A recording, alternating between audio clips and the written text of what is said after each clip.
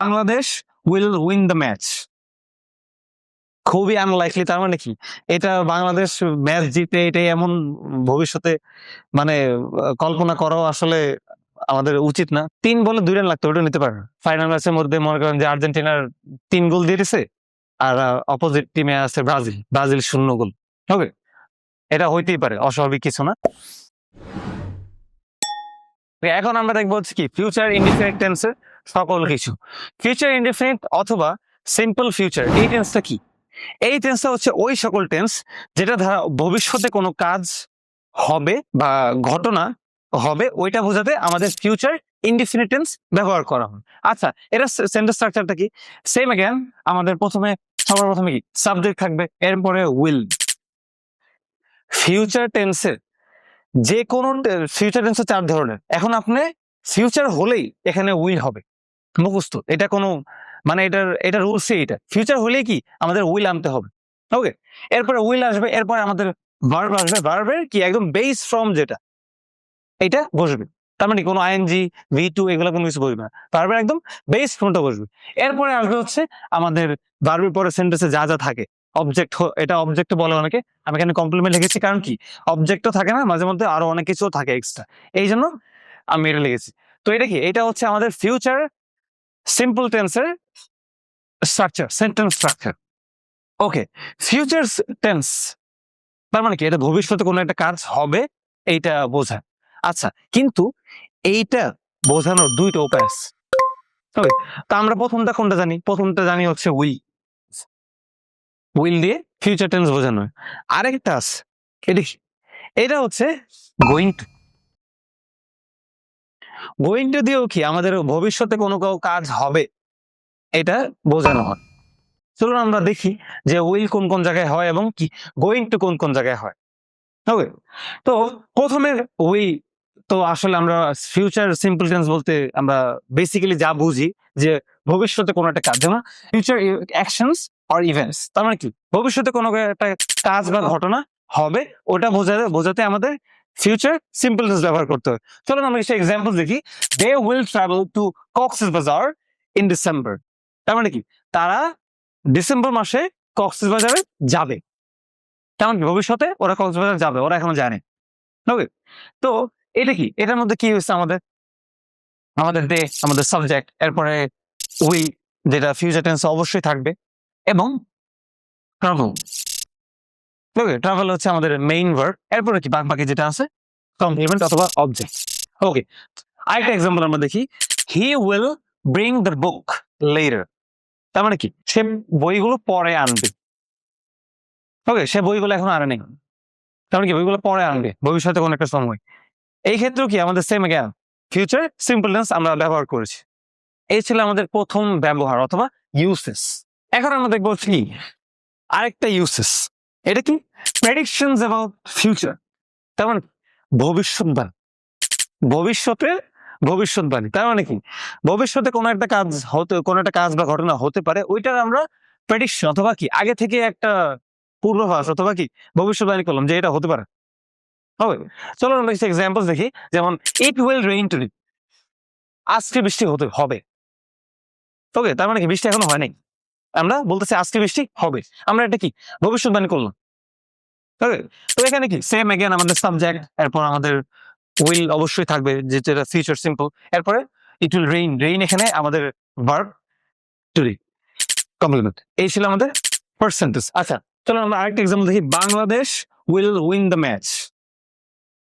খুবই আনলাইকলি, তার মানে কি এটা বাংলাদেশ ম্যাচ জিতে এটাই এমন ভবিষ্যতে মানে কল্পনা করাও আসলে আমাদের উচিত না, মানে ভবিষ্যৎবাণী করা উচিত না, কারণ বাংলাদেশে কোনো ভরসাই নাই, কোন সময় মনে হয় যে জিতে যাবে, লাস্ট মুহূর্তে গিয়েও কি হারা যায়। 2 বলে একটা কি জানি লাগে, 1 বলে 3 বলে 2 রান লাগতো, ওটা নিতে পারেন।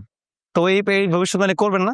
ওকে, আচ্ছা আমরা সেন্টেন্সে ফেরত দিই। তার মানে কি Bangladesh will win the match, তার মানে কি বাংলাদেশ ম্যাচ জিতবে আজকে, বাংলাদেশ ম্যাচটি জিতবে, এরকম একটা ভবিষ্যৎবাণী আপনি করলেন। এটাও কি আমাদের same again future simple tense. তো বাংলাদেশ আমার সাবজেক্ট, উইন অবশ্যই যেটা থাকবে, এবং উইন হচ্ছে আমাদের মেইন ভার্ব, এরপর বাকিটা হচ্ছে অবজেক্ট অথবা কমপ্লিমেন্ট। ওকে, আরেকটা ক্ষেত্রেও আমাদের ফিউচার সিম্পল টেন্স ব্যবহার করা হয়, যেমন প্রমিসেস অর অফার্স। তার মানে কি, আপনি যখন কাউকে কোনো ওয়াদা অথবা কোনো একটা কিছু দিবেন, যে আমি তোমাকে এটা দিব, এক্ষেত্রে কি আমাদের এই ফিউচার সিম্পল টেন্স ব্যবহার করতে পারি। যেমন আমরা কিছু এক্সাম্পল দেখি, তাহলে আই উইল হেল্প ইউ, কেমন কি এটা একটা প্রমিস, ধরেন এটা একটা প্রমিস হল যে আমি তোমাকে সাহায্য করবো। ওকে, এটা একটা ওয়াদা দিল যে যে আমি আই উইল হেল্প ইউ, আমি তোমাকে সাহায্য করব। এটাও কি ফিউচার। ফিউচার সিম্পল টেন্স ব্যবহার করার সময়, আমরা কাউকে প্রমিস করার সময় আমরা এই ফিউচার সিম্পল টেন্স ব্যবহার করব। যেমন আই হচ্ছে আমাদের সাবজেক্ট, উইল অবশ্যই যেটা থাকবেই ফিউচার টেন্সের মধ্যে, এরপর আমাদের হেল্প হচ্ছে আমাদের মেইন ভার্ব, এরপর ইউ অবজেক্ট অথবা কমপ্লিমেন্ট। ওকে, আরেকটা এক্সাম্পল আমরা দেখি, we will show you the way. তার মানে কি?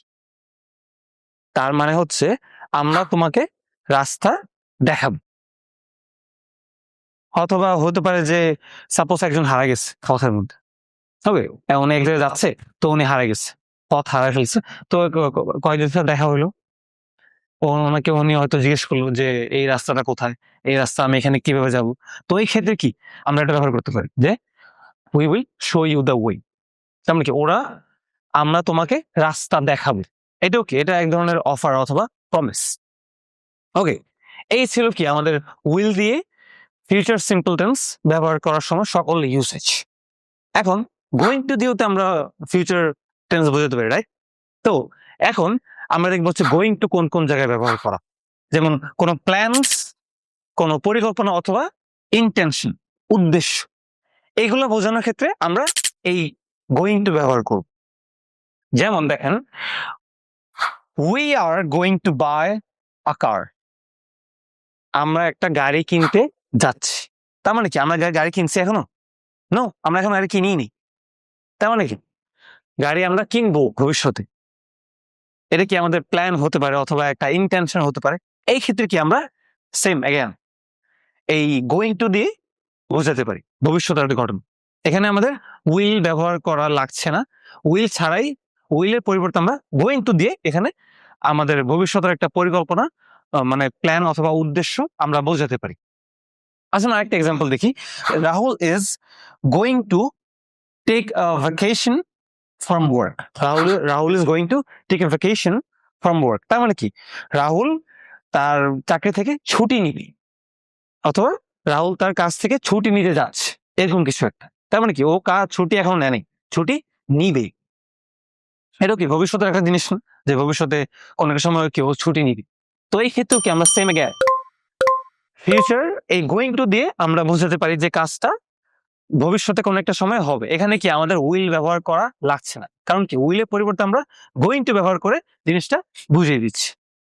ওকে, তো এখানে একটা স্পেশাল কেস আছে এই গোয়িং টু। আপনাদের মনে কনফিউশন থাকতেই পারে যে আমরা এই কোন সময় উইল আবার কোন সময় গোয়িং টু ব্যবহার করব ভবিষ্যতের কোন ঘটনা বোঝানোর জন্য। এখন আমরা একটা গুরুত্বপূর্ণ জিনিস দেখব।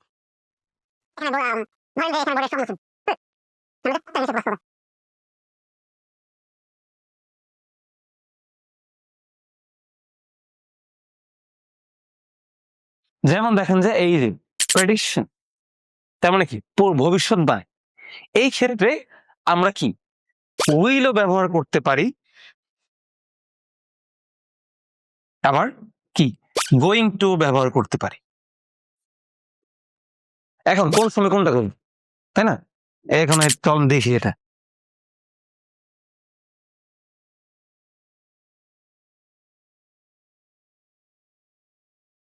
এই যে ইট উইল রেইন টুডে, তার মানে কি এটা বৃষ্টি হবে।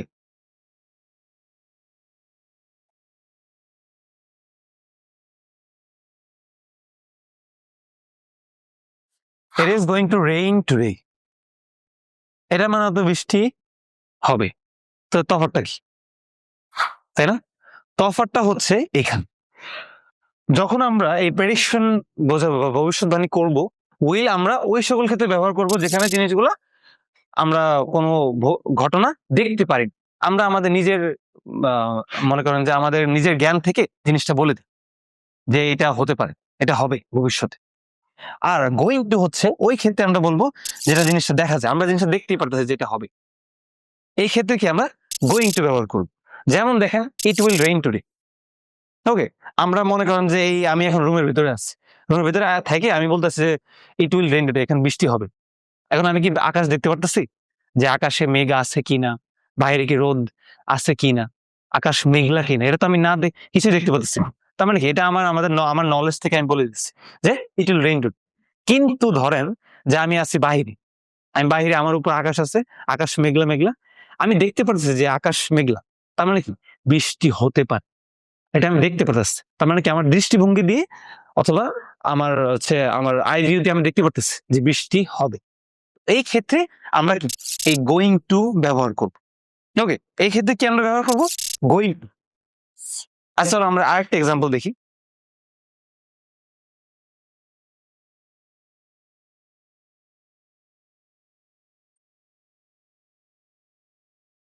ওকে, Argentina will win the world cup.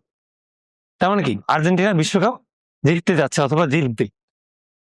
ওকে, এটাও কি একটা আমার পরিকল্পনা না? মানে কি এটা আমি কি দেখতে পারতেছি, আমি কি এটা নিশ্চিত যে জিতবে?